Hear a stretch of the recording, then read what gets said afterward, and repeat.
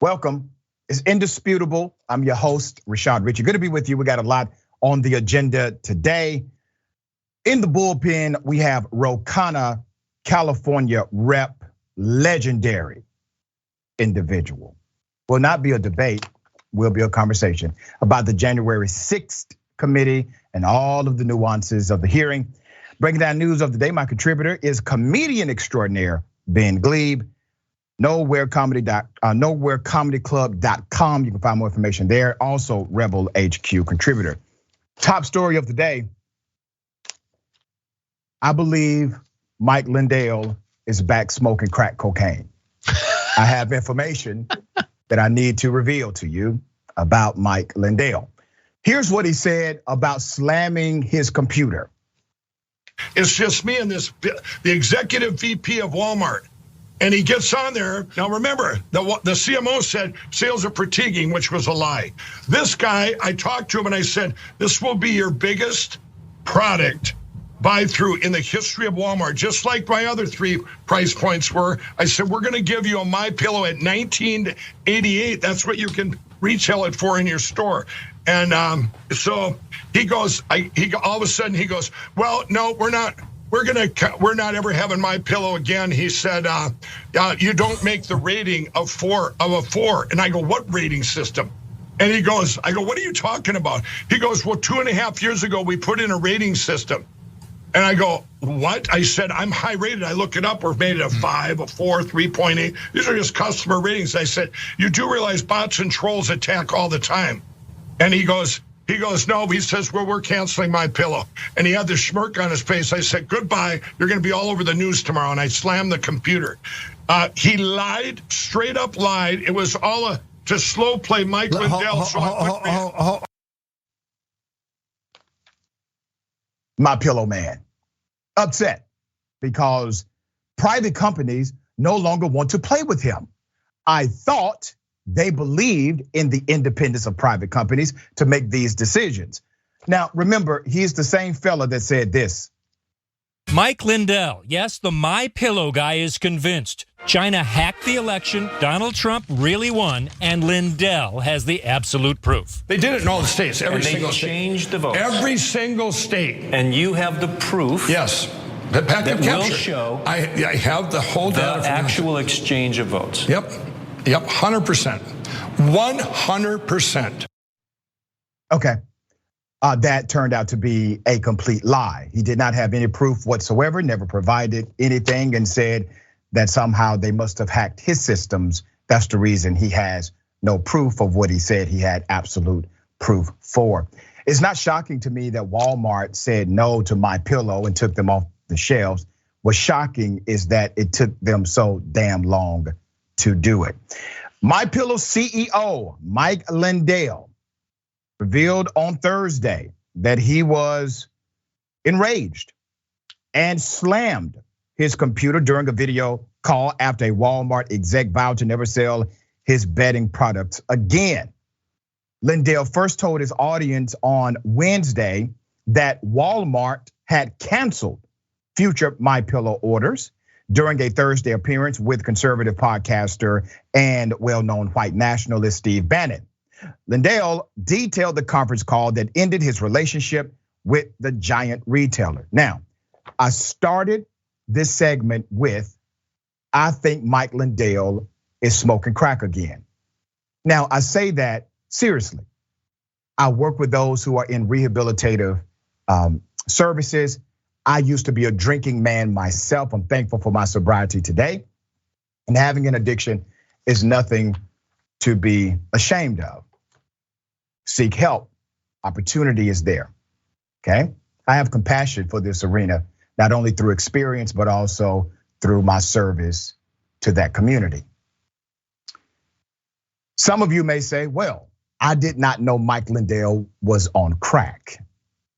He admitted he was. 2018, CNBC, he said, Mike Lindell says there aren't many crack addicts who've become successful, but he's one of them. He said, and I quote, "It can be done, people." He laughed. I agree, it can be done. I've seen it done routinely, communities that I continue to service today and communities that have given me so much. I have seen transformation, not only in their lives, but as well as my own. It is clear to me that Mike Lindell needs an intervention. I say this seriously. Look at how unhinged his interview was with Steve Bannon compared to his interviews he did back 2018 and before.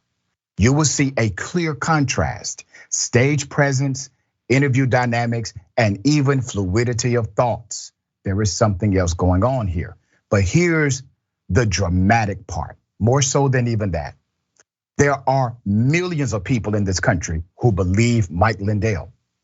They think he actually does have evidence that election fraud took place. They believe he's one of their leaders. He continues to remain relevant primarily in conservative corners, but those conservative corners are becoming the mainstream of the Republican Party. We can no longer argue that the Mike Lindells of the world, people who clearly need help, are simply on the fringes of conservative politics. They are running the conservative agenda. Ben, thoughts here? Well, I'm personally, I don't understand why anybody is not looking to political leadership from a pillow salesman.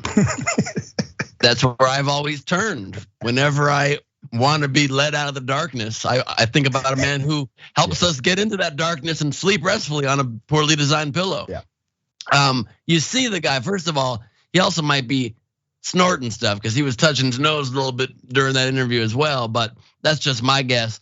But during this interview, you can just tell he's making stuff up, and he'd almost rather that Walmart cancels the contract just so he has something to go talk about and yell about again at the detriment of his business. He goes, the guy says to me, we have a rating system. And I said, oh, it's just customer ratings. Right there in that one sentence, betraying the fact he doesn't care about his customers. Oh, it's just the ratings of the customers who sleep on the pillow. And he goes, we have ratings. You could almost look like he's reading them right at that moment off the Walmart site in order, in decreasing order of the ratings. Like, we got a 5, we got a 4, we got a 3.8. Oh, it keeps going down. Okay, I think they're bots.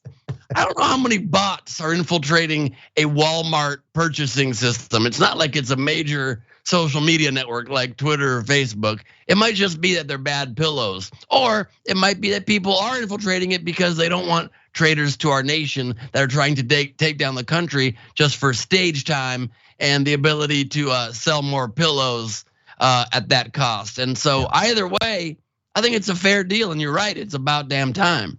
Yeah, there you go.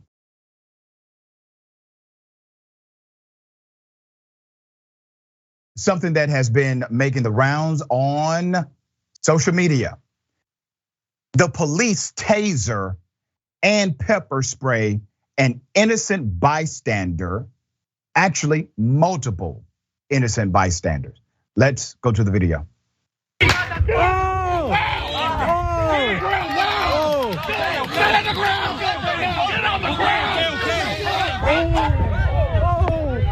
They pepper spray.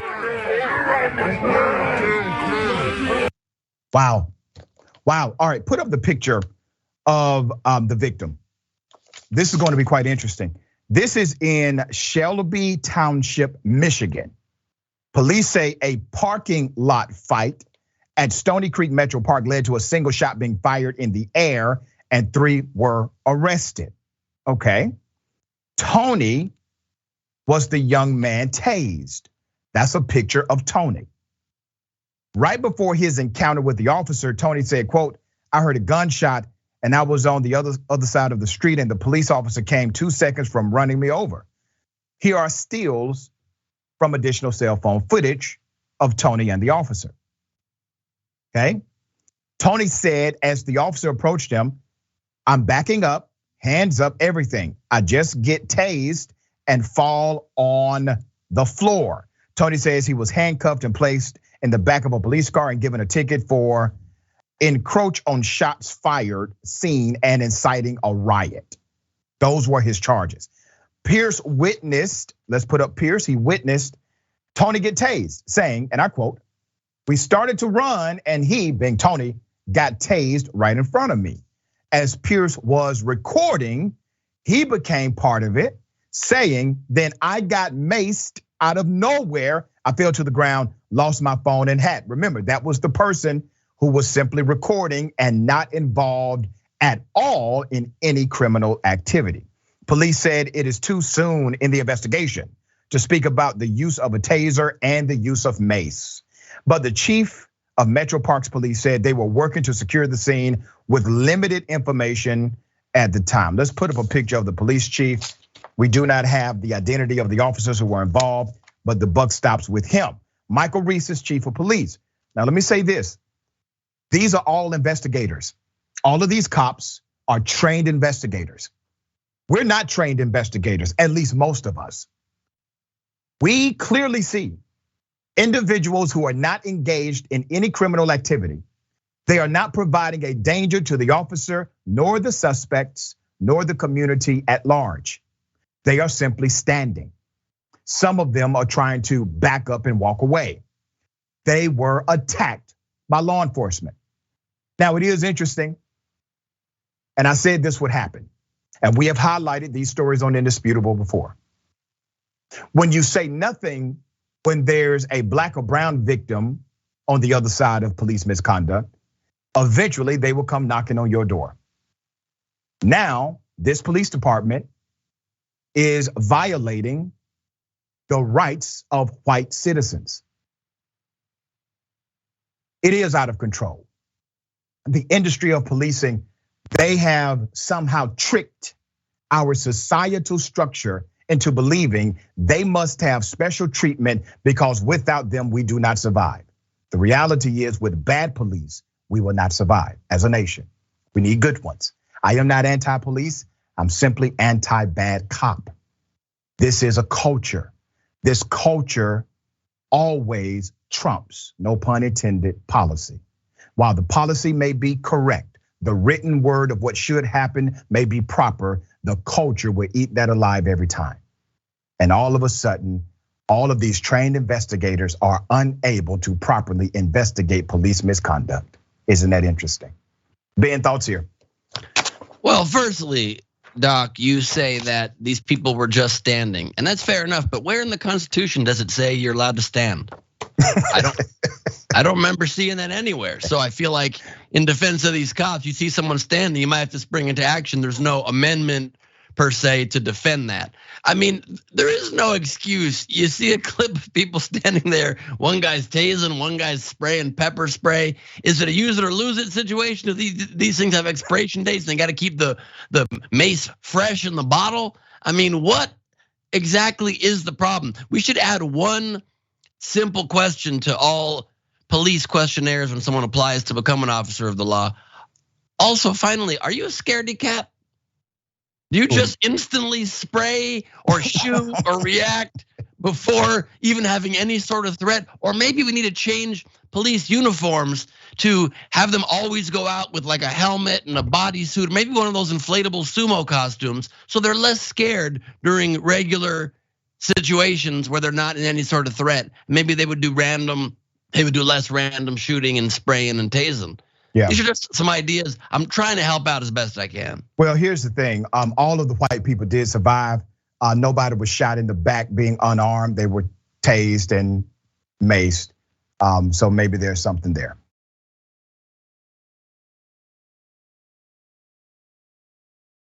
Ginni damn Thomas again. Damn.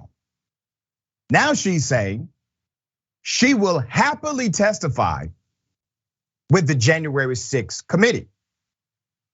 All right. House Select Committee investigating the terrorist attack that took place on January 6th. They now plan to seek testimony from conservative activist and wife of Supreme Court Justice Clarence Thomas, Ginni Thomas. The panel's chair confirmed this. The latest, Thomas told the Daily Caller she would agree to an interview. She said, and I quote, "I can't wait to clear up misconceptions. I look forward to talking to them," she said. Now, remember, there's a strange dynamic here. She was part of a cult. Some experts have recently said she's now part of another cult called QAnon. She has been exposed as pushing conspiracy theories, telling the chief of staff of Donald Trump that he needs to keep this president in office because God mandates it. That's a cult-like conversation. Why does this matter? The decision comes after public and private wavering among committee members in recent weeks over the importance of Ms. Thomas's role in January 6th and former President Trump's effort to overturn the election. Now, here's where I have a beef with the committee, and I guarantee it's a bunch of Democrats saying things like, well, we don't want to do that. I mean, she is the wife of a Supreme Court justice. Damn that. She was engaged in trying to overturn an election. All of this holding institutions to be sacred is getting on my nerves. The voter should be the sacred dynamic. The Constitution gives you the authority, Congress, to do exactly what you're doing. Now you're scared because she happens to be the wife of a Supreme Court justice. This is why we need dynamic leadership. Why is this even a question? This woman had to literally do an interview and give you permission to interview her. Because without her saying she's willing to be interviewed, you all would not have done a damn thing. Knowing that your investigation has uncovered multiple emails and text messages showing her involvement in trying to overturn democracy as we know it. There's more. Thomas played an active role in pushing then White House Chief of Staff Mark Meadows to take measures to overturn the 2020 election results, according to texts obtained by the Washington Post and by CBS News. The committee had reportedly been leaning against inviting Thomas to testify as recently as last month. I have a theory. I don't think the Washington Post nor CBS News received those text messages first. I do not. I think the committee had them for a long time, and somebody on that committee decided to leak them, okay? Now, there's more.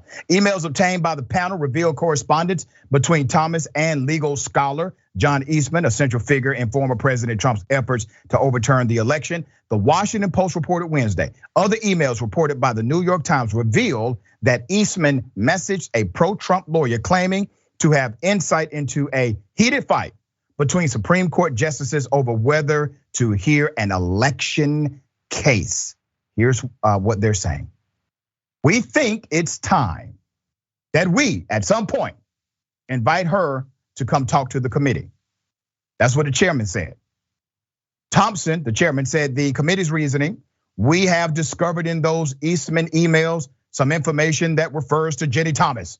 But he declined to tell you what the hell it was. What are we doing? What kind of game are we playing? Is this an investigation or is it political and performative and nothing else? Now I understand there are some elements of politics and performance at play here. That's why they're doing it right before the midterm elections. But you don't think we deserve to know how involved Ginni Thomas was and her husband being a Supreme Court justice who just happened to make rulings that were aligned to her radical ideology and even contrasted the ideology of other conservatives on the bench? You don't think we need to know this information? All right, Ben, thoughts here. Well, you make excellent points here because not only should, of course, we get all of this information, but Justice Thomas needs to have recused himself from any case involving the 2020 election, which he refused to do. Maybe he thought the fact that he just doesn't speak ever in court was close enough to recusal, but he actually still gets the vote, so that's part of the issue. And you're 100% right also about enough of this horrible habit in our country where we keep our institutions sacrosanct, but our people get treated like garbage. If you noticed, we've had all these spate of horrible mass shootings, and we can't push forward with any urgency, any significant gun reform legislation just to keep us safe. But there's not even any attack or any murder of any Supreme Court justice, as of course there should not be. But there was one man who went there to Kavanaugh's house in hopes of attempting to do it, and instead just turned himself in.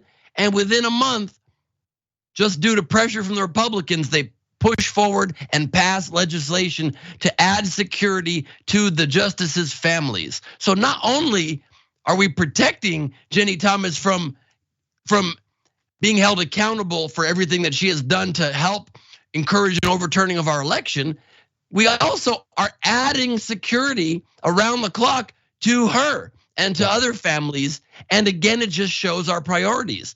Not that we shouldn't protect them, we should, but a higher priority should be first dealing with the people who are being murdered randomly and protecting them who are actually being the victims of murder. There have been no victims of violence of the families of Supreme Court justices or the justices themselves, and they already have around the clock security. And so how about we just keep it in some sort of priority order? But why do we do it? Why do we do it this way? Because exactly our priorities are 100% out of whack. It's exactly shown again in the fact that the Democrats in the House wanted to hold up the bill. They wanted to hold up the bill just because they wanted to add protection for the staff and the law clerks, the Supreme Court justices, and everybody said, well, no one knows who they are, so they're not at any risk. Well, also no one knows who the families of justices are, but they're at the top echelons of power, so we gotta protect them more.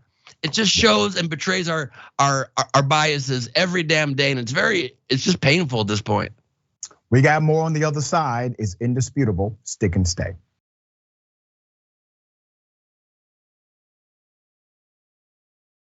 What's happening? Welcome back. All right, don't forget Juneteenth. We got a special TYT Juneteenth show hosted by yours truly. We will also have a talented panel of hosts discussing the significance of Juneteenth, why it's important to acknowledge it. Make sure you tune in Monday, June 20th, 8 p.m. Eastern time, 5 p.m. Pacific time on tyt.com/live. I got a lot of good stuff. I want to make sure you join us. All right, Ben, Rebel HQ contributor, got a birthday party coming up. We can all participate. Tell us everything going on with you, dear brother. Sounds like a plan, Doc. So I have been for the last month the newest contributor to Rebel HQ. 3 days a week, I'm releasing videos. Very excited about it. Thank you. It's been nuts. Already 2 or 3 of my videos each have over 500,000 views. I'm working real hard on these videos, trying to point by point, oftentimes take down some of these right-wing nut jobs that are trying to take down our country. So I'm trying to do it with humor. Sometimes I succeed, sometimes I'm too angry, but the videos are good regardless. So I love it, man. Check that out on Facebook and YouTube. And then if you need a break from all the madness, I like to take a break on the weekends and just laugh it off. And this Saturday is my birthday, and we're doing a virtual show at Nowhere Comedy Club. You can watch from your phone, from your computer. We produce it on top of Zoom. It's a live worldwide comedy show called Glebe Off the Top. I plugged it on here before, but it's a very special matinee one at 11 a.m. Pacific, 2 p.m. Eastern, with a VIP meet and greet at 10 a.m. Pacific, 1 p.m. Eastern. And it's Glebe Off the Top, crowd work and improvised madness. It's a whole town, a virtual community.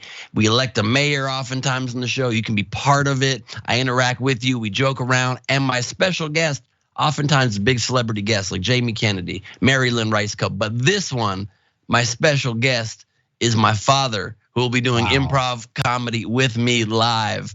And he's hilarious, man. So it's not to be missed. You can get tickets at my website, benglebe.com or nowherecomedyclub.com. Tickets are just $15 and you'll have a good time. I guarantee a bunch of laughs. That is so dope, man. What a way to honor your dad, Father's Day weekend. Yep. Really cool. I tell people all the time, man, while you contextualize politics through comedy, you are one of the brightest political minds in this country. And so we appreciate all you do, man. Thank you so much, Doc. All right, we got a lot of comments. I will read as many as I can. Biden flavor corn pop. Ain't hard to figure Lindell or Giuliani or Trump on crack. They can see the silver-haired dragon. We had limited information, so we'll just attack anyone in the area. That backs up their usual shoot first and ask questions later. Thank you for this, 32 Antoine. Congratulations, Dr. Richey, on every milestone you achieve on Indisputable. I will always support your show. I got to get that I Wish You Karen Wood t-shirt to be fully legit though. Blessings to you, sir, and blessings back to you, Antoine. We thank you for that. Chichi Massey. They need to fill a room with my pillows and put Mike Lindell in it so he doesn't hurt himself. Yeah, that was funny. All right, ladies and gentlemen, I Wish You Karen Wood. You want to call the police on them for having a barbecue on a Sunday? You're still free! Back off! I'm going to tell them there's an African-American man threatening my life. Poetry. Please turn it when down. The rain falls down on the window. Can I finish my song? Listen. Leave that. No, you have the attitude to stand here. You have the audacity to stand here and look at me in my eyes and tell me to turn it down. I said to you, I'll turn it down after I finish my song. Jubilee. I told you I would turn it down. What about the Jubilee? A few days ago, the street party. Did you tell them? You're bullying her. No, you're bullying her. You're bullying her. I'm on the witness. You're commanding. You're demanding that the young girl for no reason. There's baskets everywhere. Why do you have to come? I live in the and I cried this song.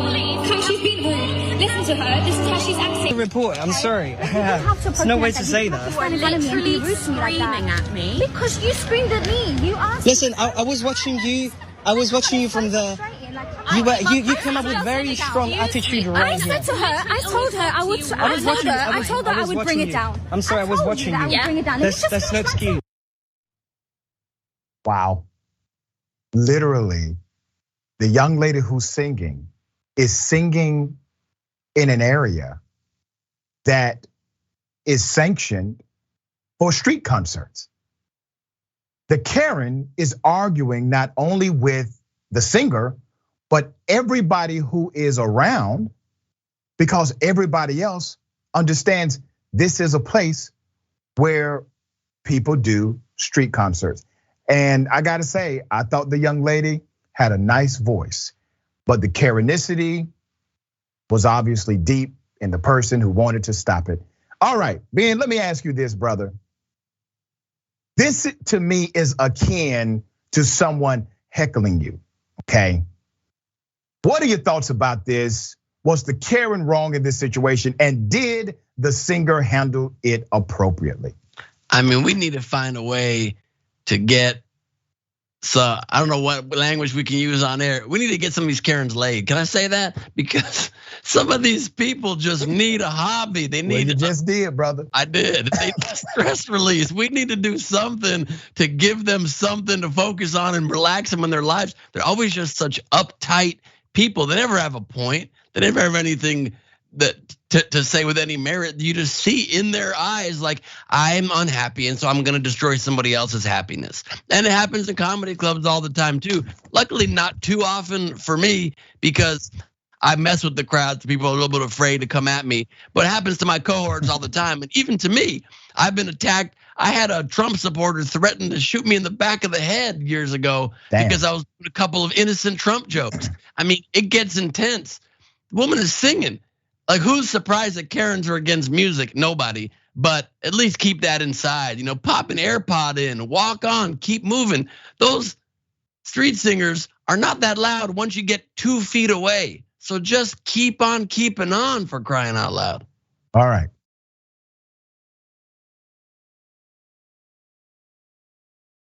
This is a very horrific story. An accused rapist actually was able to get custody and is now being paid child support for the child. I kid you not.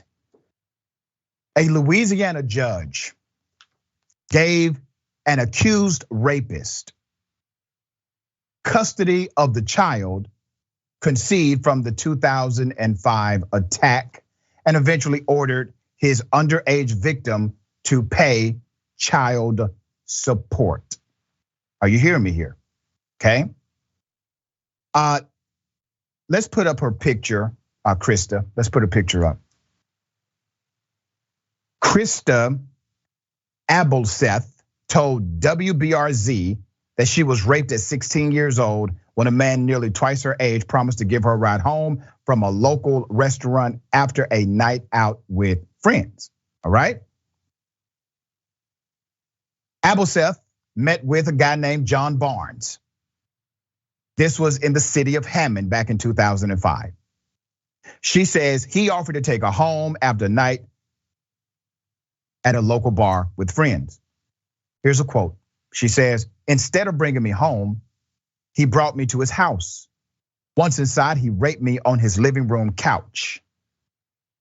Abelseth did not know Barnes before that night, but became pregnant because of the encounter. She also said everyone assumed the pregnancy came from a boyfriend, and she let people believe that. That's what she told the outlet. Let's put her picture up again. Now remember, she was 16 years of age when this happened, all right? Let's put up a picture of the person who is accused of raping her. That's John Barnes, okay? A DNA test is part of the court documents that proved with 99.97% accuracy that he is, in fact, the father. Barnes was 30 years old, and it was confirmed that the young lady was 16 at the time of conception.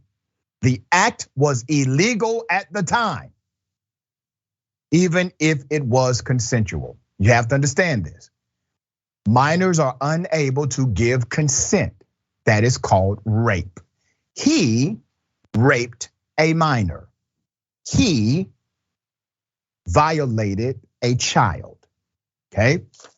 Now, the young lady had a healthy baby girl, and everything was fine until John Barnes learned sometime in 2011 that he might have a daughter.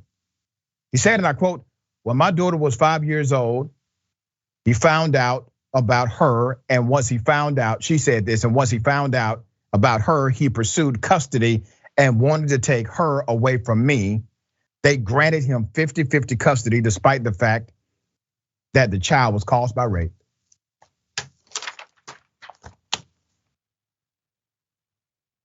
I understand why she did not want the rapist to know.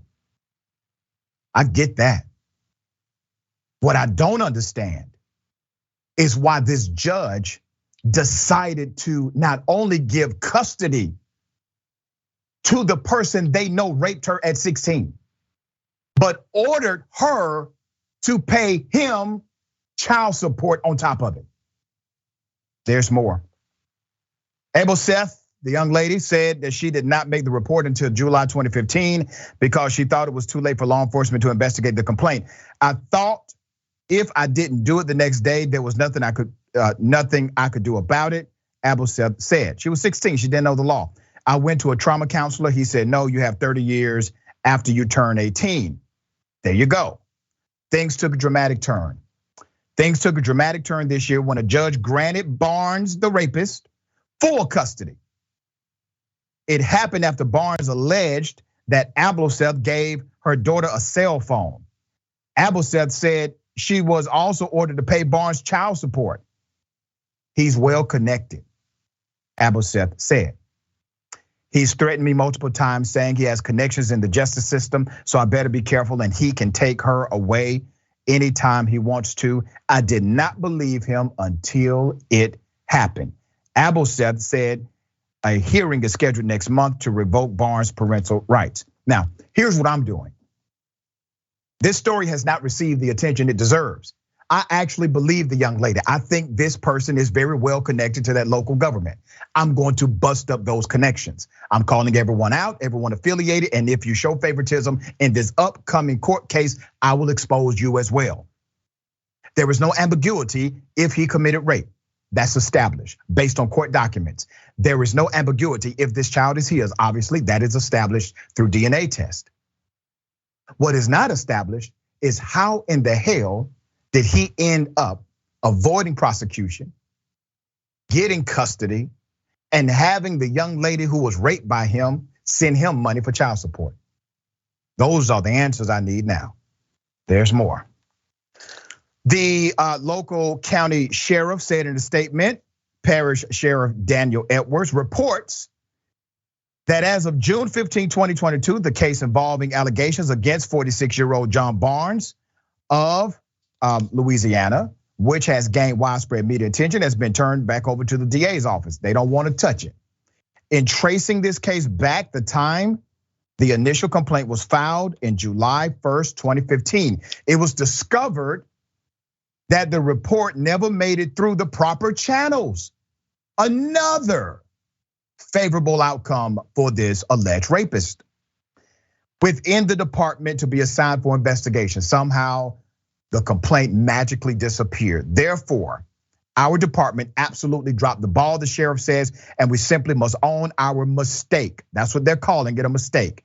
This is a mistake. However, that simply has never been a problem before or since, and we must make sure to keep it that way. You mean to tell me, Sheriff, this is the only time you've ever made that mistake in the history of that governmental entity? And this judge is the first time in the history that this judge has ruled to allow a rapist to get full custody of a child. And then it's the first time this judge has ever mandated payment to the alleged rapist for child support. It's a whole lot of firsts here. I guess the judge made a mistake too. Now, damn it, something else is going on. And I agree. I believe the young lady. All right, Ben, thoughts here. I mean, what can you say? It's just a travesty of justice, a travesty of morality in every turn. We've really got to do something it's far beyond time that we root out these backwoods thinking magistrates. We have people that are in charge of our legal system, from the police departments all the way through the legal system, through our judges, that are just favoring men over women, favoring rapist men over victim women. I mean, there's nothing you can say. It's just what you're doing, putting people on blast and forcing them ahead of time to be accountable to what is right, to morality, instead of always doing it after, like so much of the news media only does. You got to do both. Be able to do it in advance is a great service. And honestly, it's one of my favorite things about this show and about you, and why I'm proud to come here a lot, is that you are not afraid to not just comment, but to take action. And we have to sometimes take things into our own hands to try to right some wrongs, because this is just an injustice in every step of the way. Yeah, and we continue to fight the fight. All right, an informant has now confirmed that the Proud Boys would have actually killed Vice President Mike Pence if they could have. We're going to talk about that on the other side. Stick and stay.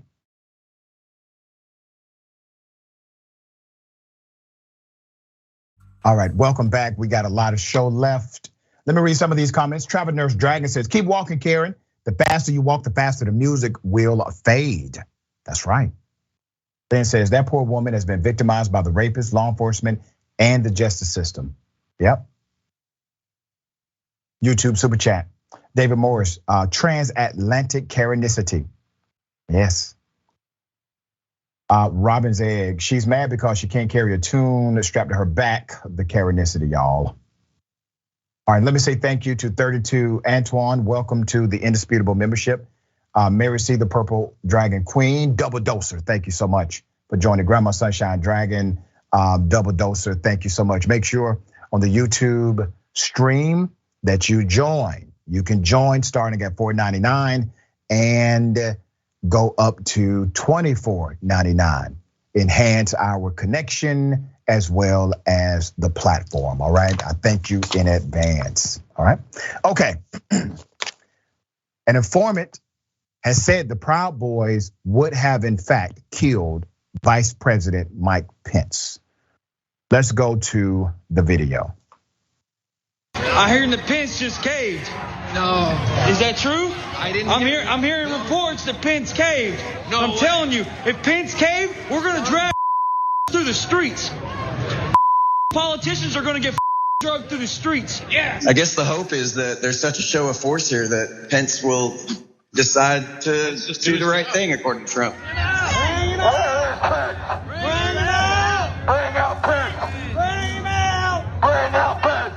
Bring him out! Bring out Pence!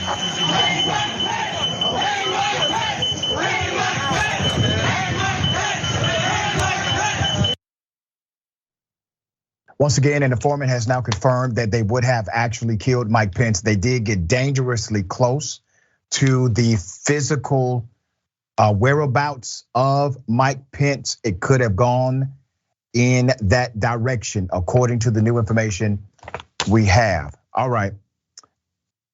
According to committee member Representative Pete Aguilar, a confidential witness has now testified to the FBI that members of the Proud Boys who were present in the riot, and I quote, would have killed Mike Pence if given the chance. The committee also showed a 3D model depicting how close rioters came to the vice president at that time. Let's go to the next video. By 2:24 p.m., the Secret Service had moved Vice President Pence from the Senate chamber to his office across the hall. Rioters already inside the Capitol opened the East Rotunda door just down the hall.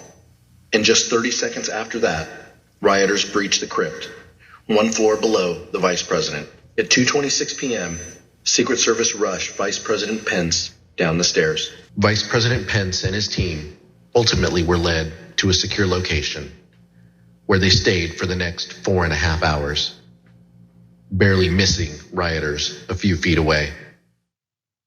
According to the report, the president of the United States was aware of the chance to kill Mike Pence. He did not call nor check on Mike Pence, did not inquire if Mike Pence was safe, actually had derogatory words about Mike Pence during the time that his safety and his life was in peril.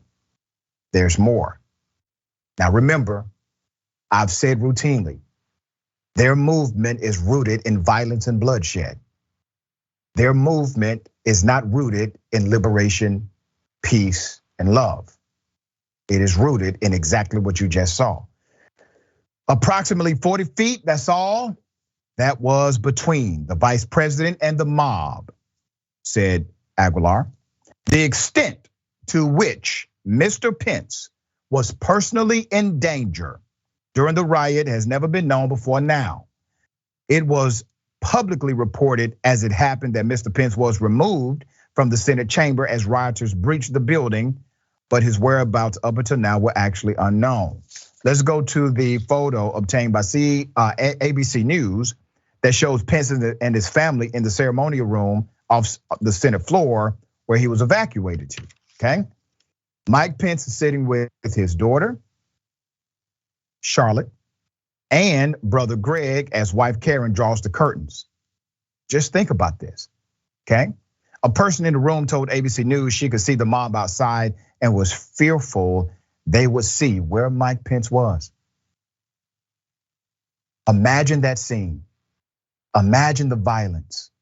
Imagine you're in a room and you know you do not have the backing of the president. You know that there are those who are coming at you who are armed. They are in law enforcement. They have been radicalized. And I know it's easy to say, woe is Mike Pence. But Mike Pence was part of radicalizing that same group. You are the one who helped bring to life the Frankenstein monster. Now, I wish no death upon Mike Pence nor his family, because my advocacy is rooted in love. But Mike Pence has some soul searching to do still, because even after he saw the fruit of the seed he helped plant, he did not come out and make a campaign out of denouncing everybody, including Trump and everyone who has been involved. Yes, he has said some words contrary to Donald Trump. Yes, he has given some lip service that indicated he did not like what happened, but he is not going after this to protect democracy, nor will others inside of the conservative movement. They are scared. Mike, your whole damn family could have been killed. That should be a sobering reminder of where we are in this country. There's more. The representative said in a Thursday interview with NBC News that Trump had known the Capitol had been breached when he tweeted this. Put up the tweet.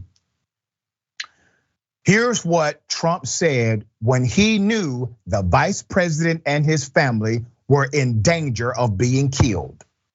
Mike Pence did not have the courage to do what should have been done to protect our country and our Constitution, giving states a chance to certify a corrected set of facts, not the fraudulent or inaccurate ones, which they were asked previously to certify. USA demands truth. The Capitol was breached at 2:13 p.m. Trump was made aware of this around 2:14 p.m. Trump then tweeted what I just read at 2:24 p.m. Trump wanted them to kill his vice president. Now, I know that may sound extreme to you. Some of you will side with Trump and say, oh, no, Trump was just being Trump. You have to think about it, put it in context. If they would have killed Mike Pence, do you think Trump would have shed a tear? Do you think he would have denounced the group that did it? Or do you think he would have blamed Pence for bringing it upon himself? That's the kind of man you're dealing with. Ben, thoughts? Well, just that 10-minute window from when Trump was informed that the US Capitol was breached until he went and tweeted to further put at risk his vice president. And when that tweet went out, the mob surged both inside the Capitol and out. Just that 10-minute period is all we should need to indict this man. Yeah. And at the very least, to ban him from ever running for political office in this country again, let alone him being a front runner still and the likely candidate for the Republicans in 2024. But that's just that 10-minute window that he understands our democracy is under active attack created by him and doesn't think, well, okay, let me immediately call in backup. Let me call in support to stop this. Instead, it says, let me get my iPhone and tweet to make it worse. That alone should ban this despicable subhuman from ever running for office again, let alone the detailed 7-part plan he had to create exactly this, culminating in exactly this, trying to get state legislatures to overturn the election from each individual state, trying to get fake slates of electors, trying to get people to find votes that didn't exist, trying to consider imposing martial law, trying to considering seizing voting machines, every possible way he could to usurp the will of the voters. There's just too many stupid people that see all this and don't realize that they made a grave error by ever supporting the man. The fact that they still do, I'm at a loss. I'm at a loss for words. And if anyone thinks he did not want them to kill Mike Pence, why did he not tweet, hey, calm down, stop calling for the death of my vice president? Why did he not do that? All right, we got more. And Mike Pence goes, sorry, but and then as you correctly pointed out, Pence, yes, he did the bare minimum to not overthrow our democracy, but he is responsible for this so much, and not even before enabling and creating this monster and supporting him for the entire time. But after 2 weeks of being mad, he almost had his family murdered. He went and met with them in the Oval Office, and they were cool again. Yep. All right, we got more. Indisputable.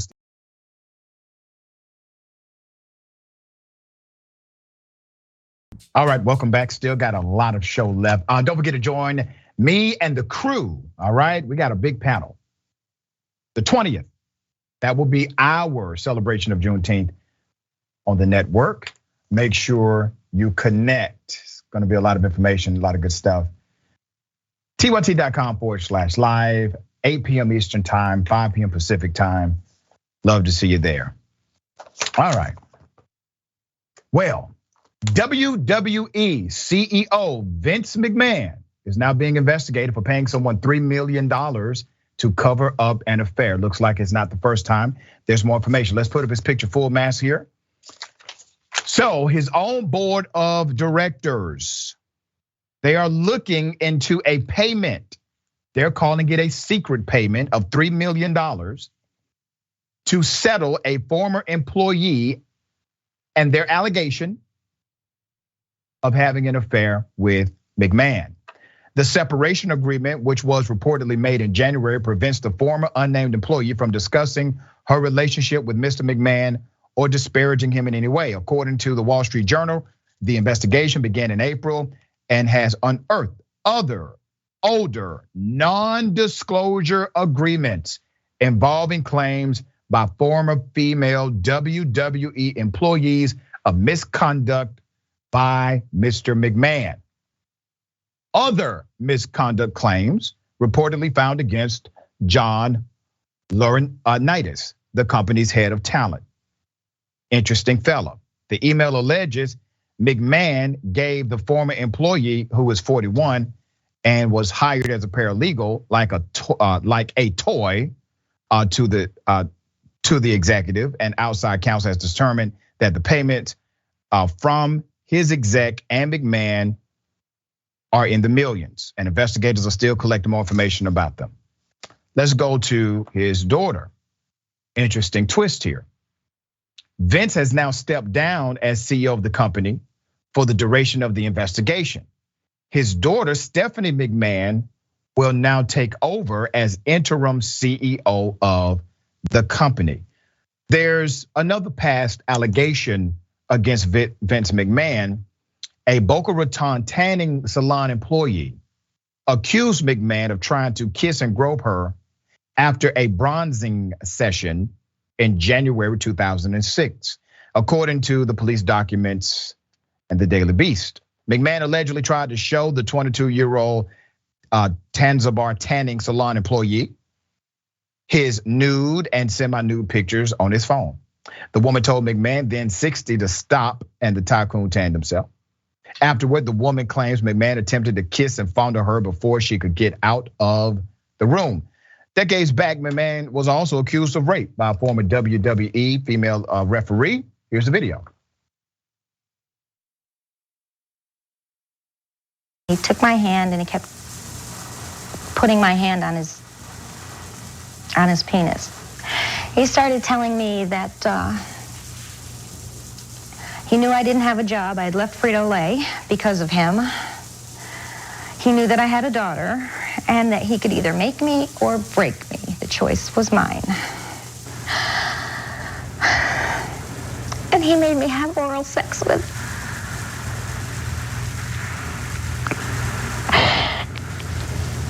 And he started to get really excited. And I pulled away, and he got really angry and said that it was worth $500,000 a year. And when I said no, he said that I'd better satisfy him. And he started pulling my pants off.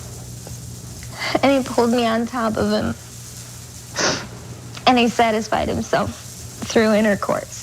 Afterwards, Rita Marie said she worked for the WWF only 3 or 4 more times. I believe her. Put up the picture of McMahon. I believe McMahon has been terrorizing and sexually assaulting women, walking around with his power, privilege, and sexual appetite for decades. I think he has paid off claims that were provable.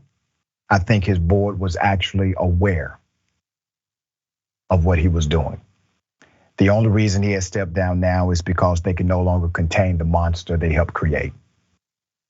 This is part of why you fight against privilege in this country, because protected privilege equates to protected corruption. And victims, years of victims, are in the path of McMahon. Ben, thoughts here?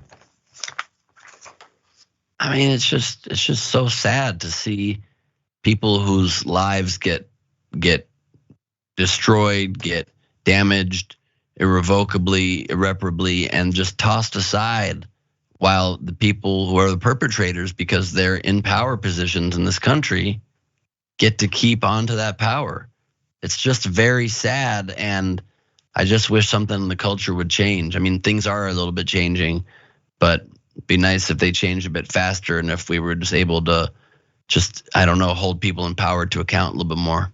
Yeah, and let's not forget, he has had a business relationship with Donald Trump for decades. His wife worked for the Trump administration. Trump said he sexually harasses women. He admitted to it in a conversation he did not think was being recorded. They're the same. These people are the same.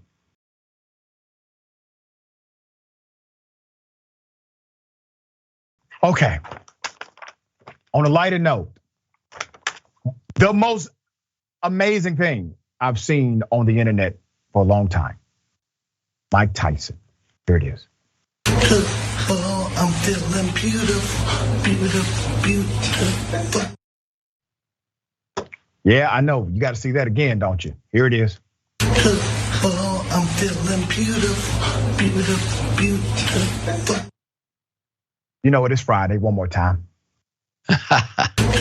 Oh, I'm feeling beautiful.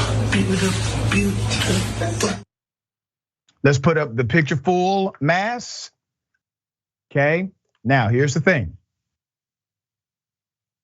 If you walked up to Mike Tyson and you made fun of him dressing up in a bee outfit, dancing and singing that he feels beautiful, you know what you would be?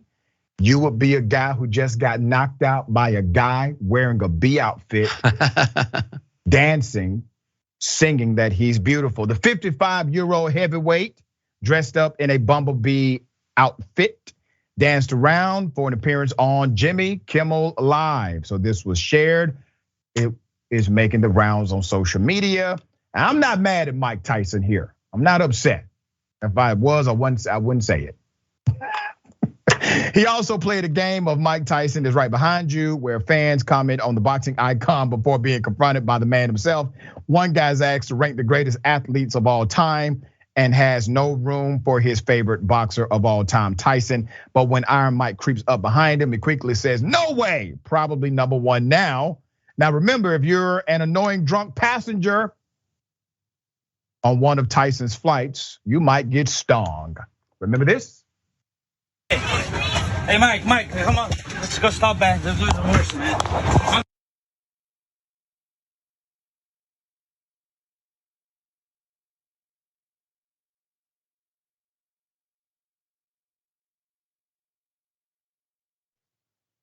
Now let's go back to the bee dance. Oh, I'm feeling beautiful. I do not condone violence. Mike Tyson is the only man I know that can kick somebody's ass 1 week on the plane and then go on Jimmy Kimmel, put on the bee outfit, dance, and say he feels beautiful. What a world. Ben.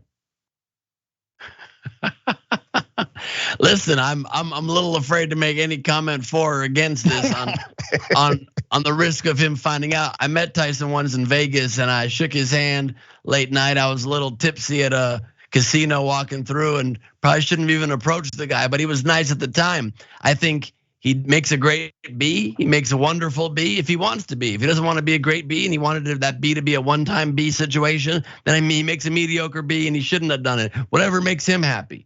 B clearly at this instance not only stands for boxing, it stands for beautiful. It stands for by golly.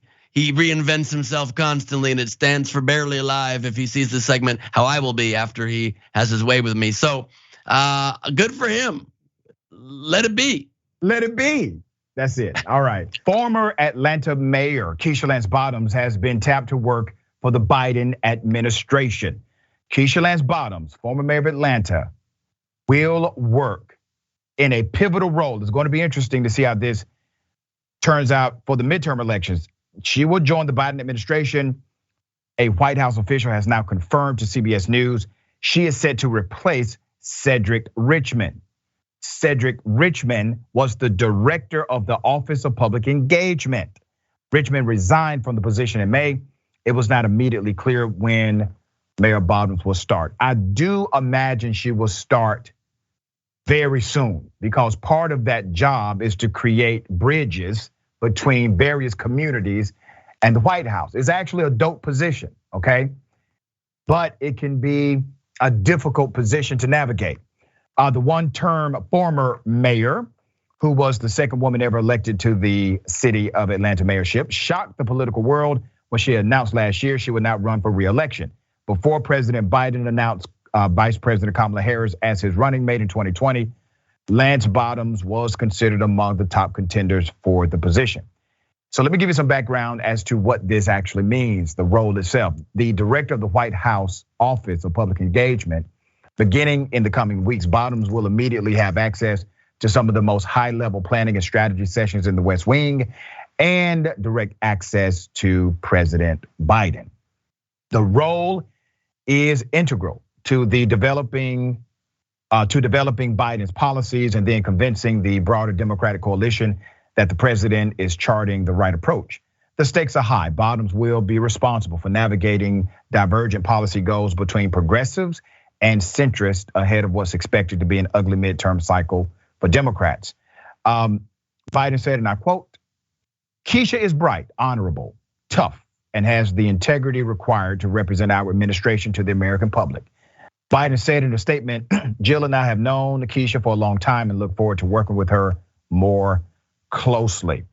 This is going to be really interesting because Mayor Bottoms was a very good mayor in many regards and dropped the ball in some others. I think that's the reason why she decided not to run for re-election, all right? But a very good person, very decent individual. AB, thoughts? I'm here for it. I'm here for it. Go ahead, Keisha. I think if anybody can bring a group of people together, no matter what side you on, it's Keisha. So go. Thank you, Joe. Thank you. And let me say this. I told Mayor Bottoms this years ago. She's actually a foster mother. She adopted her son. I said, you know, you always have a special place in my heart because I was adopted myself. All right, so we'll see what happens. We'll continue to give you updates. It's indisputable. Stick and stay.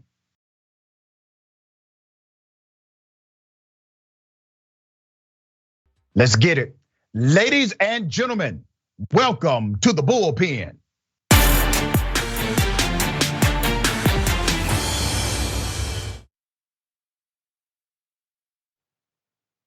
In the bullpen today, we have Representative Ro Khanna, Democrat, 17th Congressional District out of Cali on the show today. Not a debate, more of a conversation. Representative, an honor to have you on the program. How are you? Dr. Richey, it's an honor to be on. Let's get right into it. We got a few minutes. I want to talk about the January 6th committee hearing. A lot of things are coming out. Roughly 90% we already knew or had a good idea of. How do you think, in your estimation, how do you think this is going so far? And do you think more should be done? Well, it's getting all the facts out for history to the American public. And it's forward-looking. And here's why it's forward-looking, Dr. Richey, because there are 57 people who were at the insurrection, who actually scaled the walls of the Capitol or stood outside and cheered that on, who are now running for federal or state office in the United States of America, Secretary of States and governors.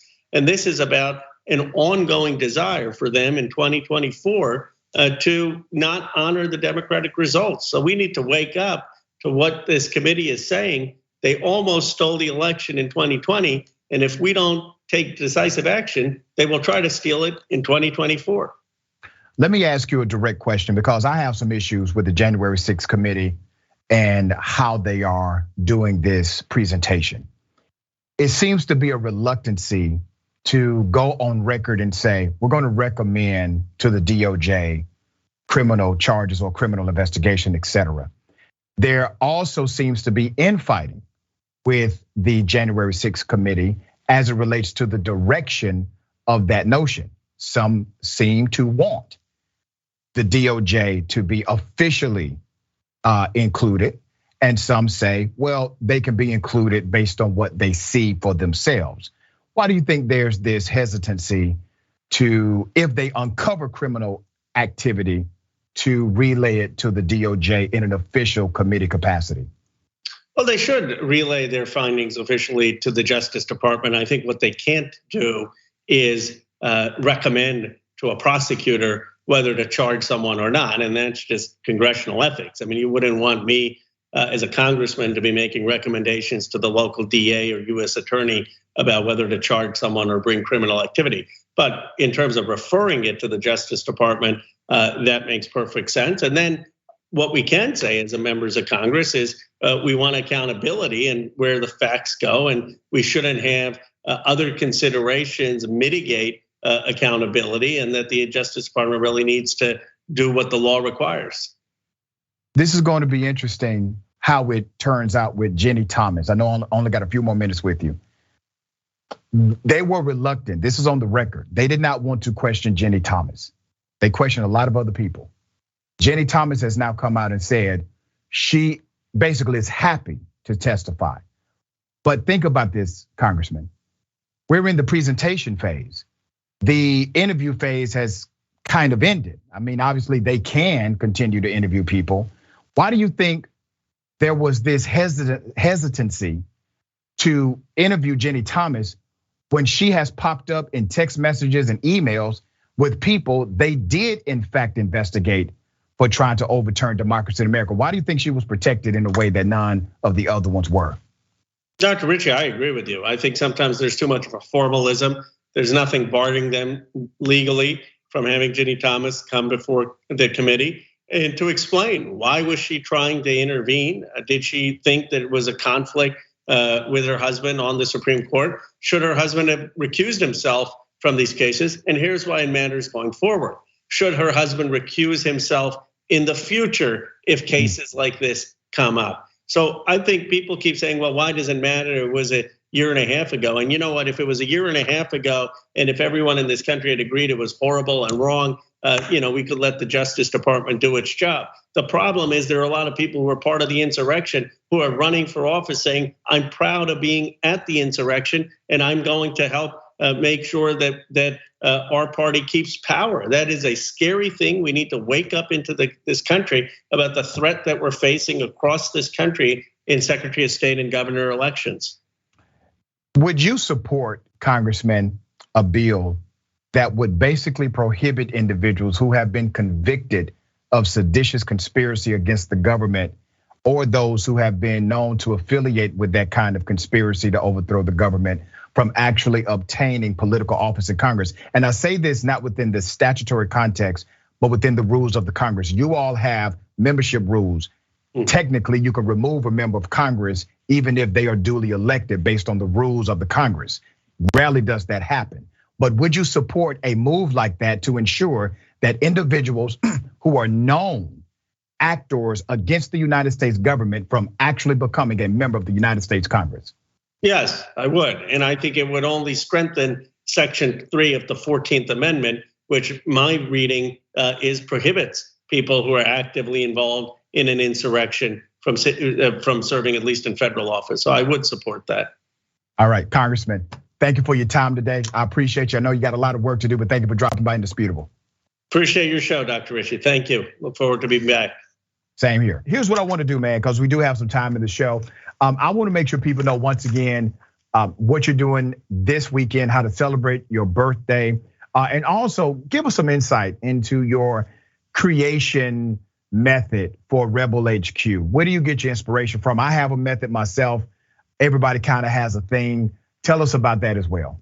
You got it. So I'll start with Rebel HQ. It's been really amazing for this last month, doing 3 videos a week. I get pitches sent to me during the day on Mondays, Tuesdays, and Wednesdays. I research them. I choose the one that's most interesting to me, that I have an angle I think I could contribute something that would help the conversation, or at least an angle that I think hasn't really been discussed, and I can bring something to it, hopefully comedically, or just I'll try to use my brain to take down something and I'll write it. I will work on these things very voraciously for hours and hours and hours. I'm sadly and probably unhealthily a night owl. So I'll start tackling this at around midnight, and my deadline is 7 a.m. the next day to get my video uploaded. And I'm usually uploading it at 6:58 a.m. I've been pulling like 8 all-nighters for the last few weeks doing these videos. I do have to fix that, but I'm just trying to make these things. Sometimes they're supposed to be 3 to 5 minutes. Mine have been 8, 9, 11 minutes because I'm tackling these issues. One of my first ones that went pretty viral was called "Comedian Shreds Tucker Carlson's Buffalo Response Point by Point."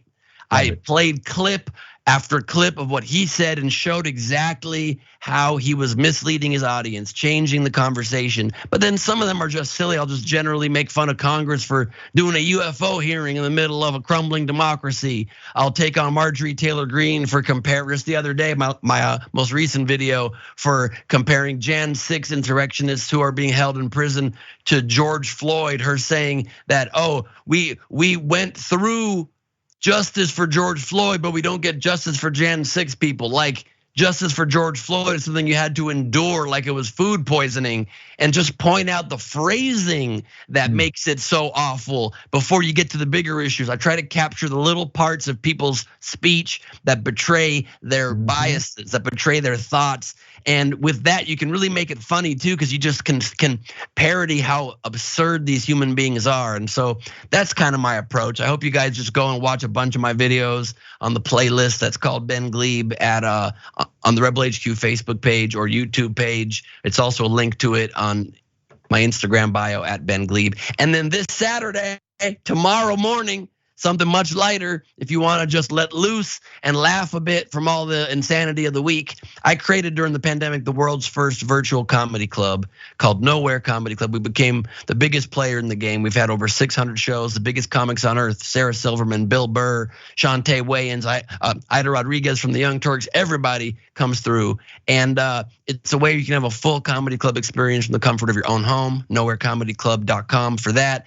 And we were called the innovator that changed comedy in 2020. New York Times profiles all of this, and so just kind of reinvented life touring, no big deal, and created my own show at it called Glebe Off the Top: Crowd Work and Improvised Madness, where I do a different show every single time I do it, once or twice a month, and you get to come be part of this virtual world. My fans are the mad ones. You can see it on that pillow right there, or the sticker right there. And I'm the mad king of this very strange world. You can come spend some time in Madtown, escape from the craziness of the real world, and live in our own chosen madness. And I improvise, I take questions from the audience. My dad's my special guest this week, but often it's people like Jamie Kennedy or Mary Lynn Rice Cub or Greg Proops or John Cleese from Monty Python.